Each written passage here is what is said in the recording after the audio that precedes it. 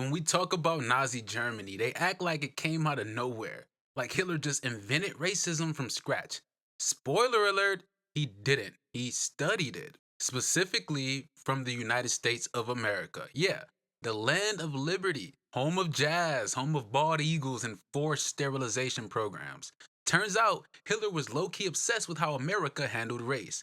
He praised US immigration laws. He envied how neatly Jim Crow kept the social order. He called America a Nordic success story and then tried to copy the model. You know those infamous Nuremberg Laws? They weren't pulled out of thin air. Nazi lawyers looked to Virginia's racial codes for guidance, and you know the wildest part? Some of them thought America's rules were too harsh. Just let that sink in for a moment. Because you can't fight monsters while ignoring the ones that you trained yourself. Let's talk about how America helped design the Nazi playbook and why it still matters. Before Hitler ever marched, he read. He read a lot, and some of his favorite material came out of California. In the early 20th century, the US was leading the global charge on one very specific kind of science. Anybody guess what it is? Yeah, I'll tell you, eugenics. You know, the idea that some people are genetically superior and others should be sterilized to clean up the gene pool. Whew. In the 1920s and 1930s, America wasn't just dabbling in this. America was all in. Dozens of states passed forced sterilization laws. California alone sterilized over 20,000 people, disproportionately poor and disabled black and indigenous women. And they wrote about it. They published studies. They held conferences. They handed out awards for this type of stuff. And Hitler took notes. In Mein Kampf, he praised the United States for its racial consciousness. Yes, Mein Kampf, the book that Donald Trump loves so much. He cited U.S. immigration laws, especially the 1924 Immigration Act, which capped immigration from undesirable countries and preserved the white majority America, as proof that a modern state could legislate racial purity. America was proof to Hitler that what he wanted could actually work. And by the time the Nazis began drafting what would become the Nuremberg Laws, they were actively studying American race law. U.S. legal scholars like Madison Grant and Lothrop Stoddard, men whose books were bestsellers in America, were considered required reading in Nazi circles. So, the truth? Hitler did not invent systemic racism. He looked at America and said, so this is how you do it at scale. He just stripped off the fake nice and ran it with that, elite German engineering. So we got what we got. So in 1934, a group of top Nazi lawyers sat down to do something historic. Figure out how to make racism legal. And where did they look? You guessed it, the United States of America. They studied Jim Crow laws in the South, laws that dictated where black people could live, work, sit, and exist. But that wasn't even the part that impressed them the most. What really blew away the Nazis was how cleanly America defined race. They became obsessed with the Racial Integrity Act of 1924 that was passed in Virginia. That law banned interracial marriage and classified people by blood. If you had one drop of black ancestry, you were black. It was called the one drop rule. The Nazis called it a bit extreme. Yeah. Literal Nazis looked at America's race math and went, that might be a little harsh. The same race math that a lot of our identity is still based on to this day. They also loved the anti-miscegenation laws, the legal bans on interracial marriage in over 30 US states. One Nazi official said these were the most effective laws America ever created for maintaining white dominance. When the Nazis wrote the Nuremberg Laws in 1935, the laws that stripped Jews of citizenship and banned Jewish-German marriages, they used American legislation as precedent. They coded America's racism right into their regime.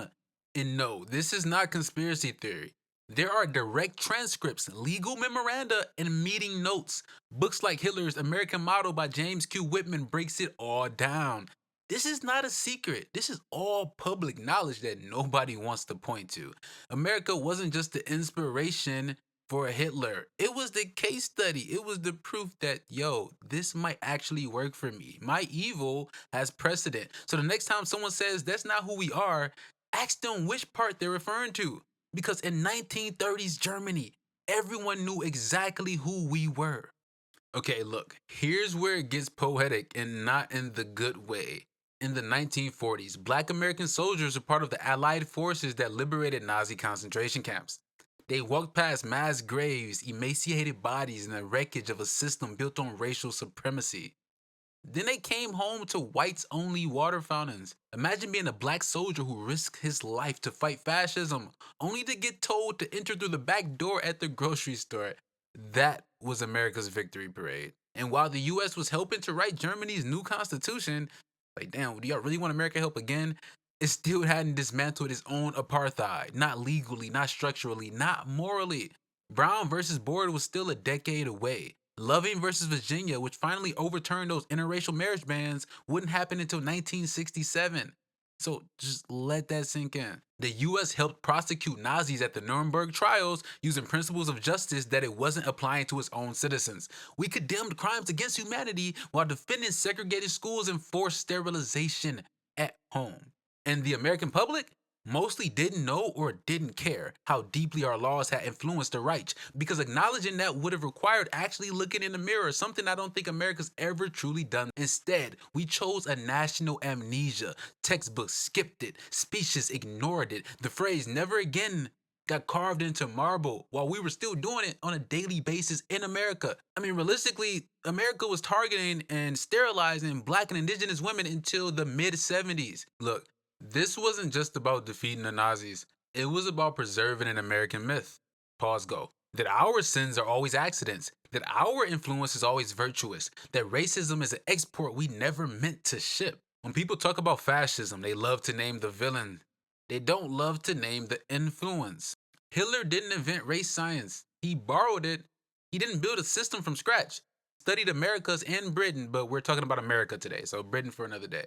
And when it came time to design his laws, he looked west to our sterilizations, to our segregation, to our categories of blood. Look, this is about responsibility because history does repeat itself. What got exported, what got taught, and what got buried all recycles. And if we don't understand how American racism helped shape global fascism, we miss the point entirely.